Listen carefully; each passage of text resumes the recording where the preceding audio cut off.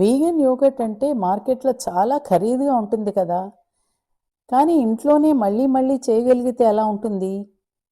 ఇక్కడ Eden soya milk తీసుకున్నాను. దీనిలో ప్రోటీన్ కంటెంట్ చాలా ఎక్కువగా ఉంటుంది.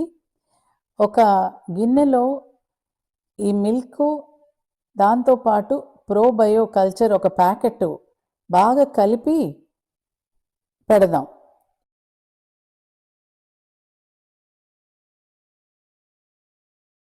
ఇప్పుడు ఈ గిన్నెని ఇన్స్టాపాట్లో యోగర్ట్ సెట్టింగ్లో పెట్టాను. మామూలుగా ఇది 8 గంటలకు ఉంటుంది, ఒక్కొక్కసారి 5 గంటలకే అయిపోవచ్చు. నా విషయంలో మటుకు ఇది పూర్తి 8 గంటలు పట్టింది. చూడండి, ఇలా చక్కగా గట్టిగా సోయా మిల్క్ పెరుగు రెడీ అయిపోయింది. ఇంకా నెక్స్ట్ డే మీరు మళ్ళా చేయాలంటే ఈ పెరుగు నుంచి ఒక స్పూన్ తీసుకుని మన గిన్నెలో లోపల రాయండి, బ్రష్ చేయండి.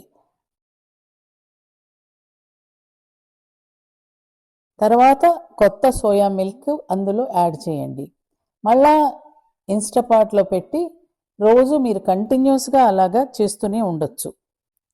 ఇది చాలా సింపుల్, ప్రోటీన్ ఎక్కువ, ఖరీదు తక్కువ, పూర్తి వీగన్. ఇదే smart cooking. Enjoy the cooking.